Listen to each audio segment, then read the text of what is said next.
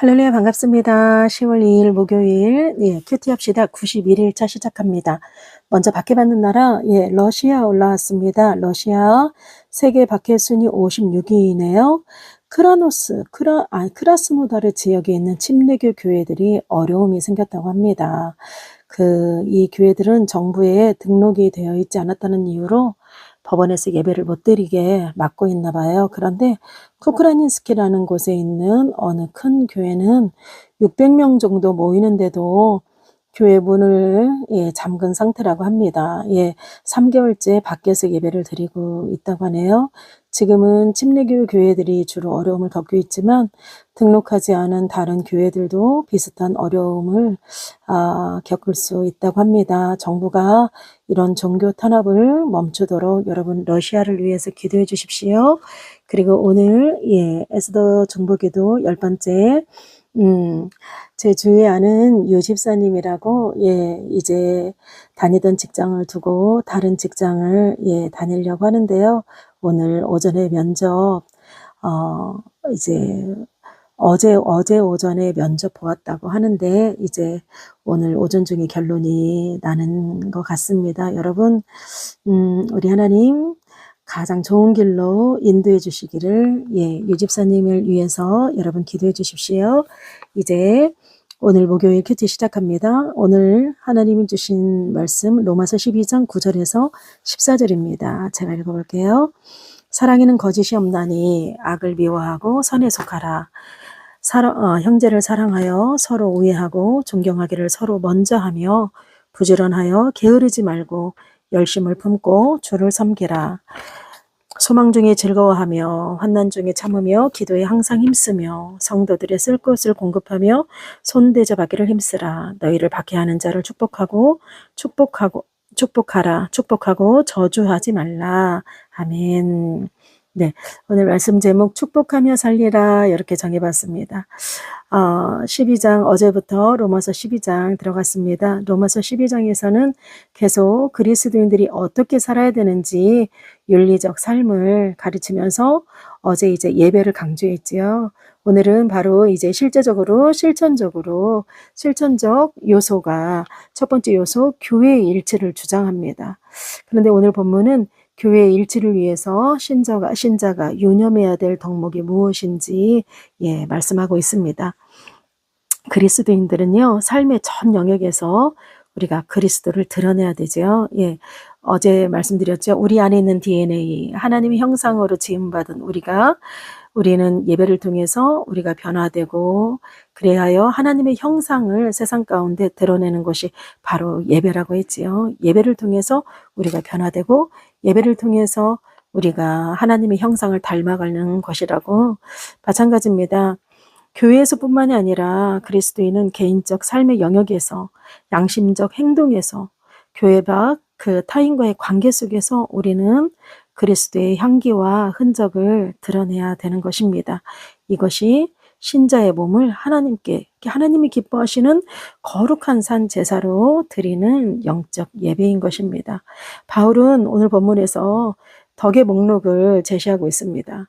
사랑, 선, 우애, 존경, 부지런함, 열심, 소망, 기도, 자비, 인내, 축복 이런 요소들은 바로 그리스도인들의 삶에 나타나는 그리스도인의 삶에 나타나는 열매인 것입니다.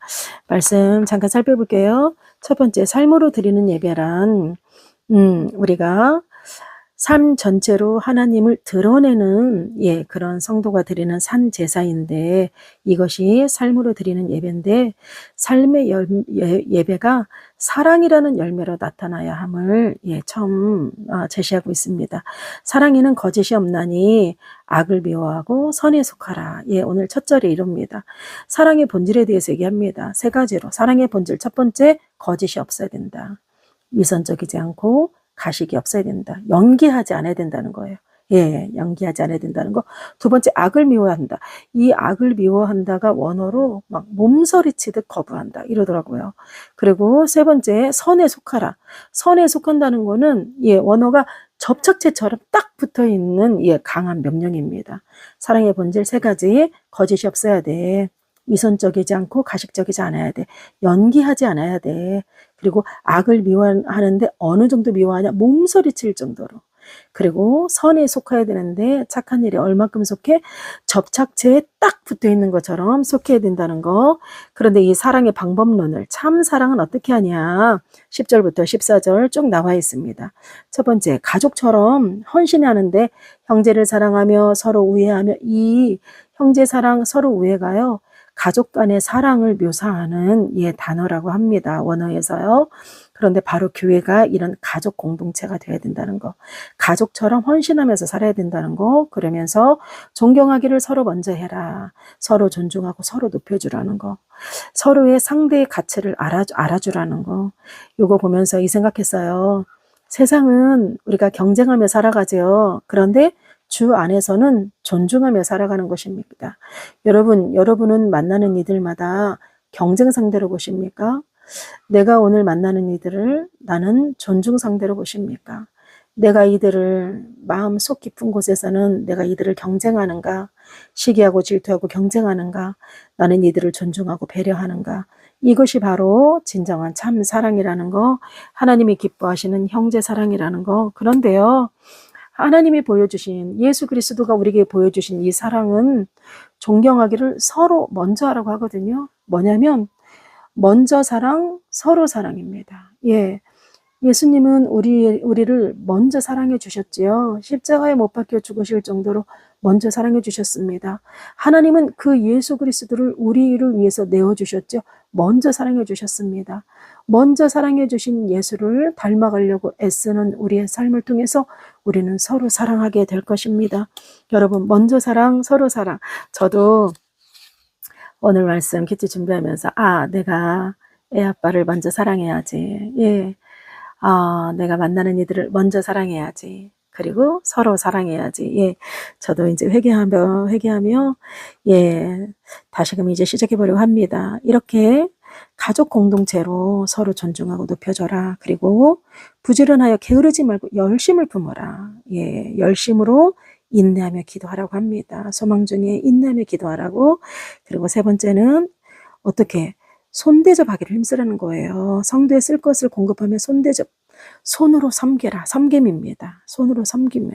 사랑은 행동입니다, 여러분. 사랑은 말로만 하는 것이 아니라 행동, 바로 섬김이라는 거, 복음이 만들어내는 것이 바로 이 섬김의 사랑인 것입니다. 그리고 마지막에 뭐라고 하냐?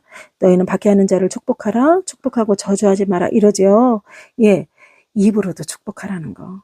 말로만 사랑하지 않고 행함과 진실함으로 사랑해야 되는데, 액션으로 행동해야 되는데 입으로도 축복하라는 거. 여러분 꼭 기억합시다. 오늘 사도 바울의 이야기, 축복하며 살리라. 제가 제목 정해봤는데, 사랑은 거짓이 없고 악을 미워하고 선에 속해야 돼. 형제 사랑하고 우애하듯이 가족 공동체처럼 서로 사랑하고 먼저 사랑해야 돼. 그런데 또 어떻게 열심을 품고 인내하며 기도하면서, 그리고 손대접하면서 입으로도 축복하면서. 짧은 말씀이지만 정말 엑기스가 딱딱딱딱딱 여러분 기억나시죠? 이렇게 오늘 사랑의 본질도 말씀하셨고, 사랑하는 방법도 가족처럼 헌신하며 서로를 존중하고 높여주며 열심과 인내로, 그리고 손으로 섬기고 입으로 축복하라는 이 말씀, 이것이 바로 하나님이 기뻐하는 예배, 삶의 예배인 것입니다. 여러분, 오늘 이렇게 적용해 보면 좋겠어요. 직장, 가정, 교회 등 나를 부르신 곳에서 나는 사랑의 섬김으로 하나님께 예배할 수 있을까? 나의 예배가 형식이 아닌 사랑으로 드러나기 위해서 오늘 나는 어떠한 태도로, 내가 바꿔야 될 태도는 또 무엇이고 나는 어떠한 태도로 오늘 하루를 살아갈까? 여러분, 오늘 하루 우리 사도 바울이 말씀하신 그대로 이 아름다운 사랑 실천하는 저와 여러분 되기 원합니다. 에스더 목사였습니다.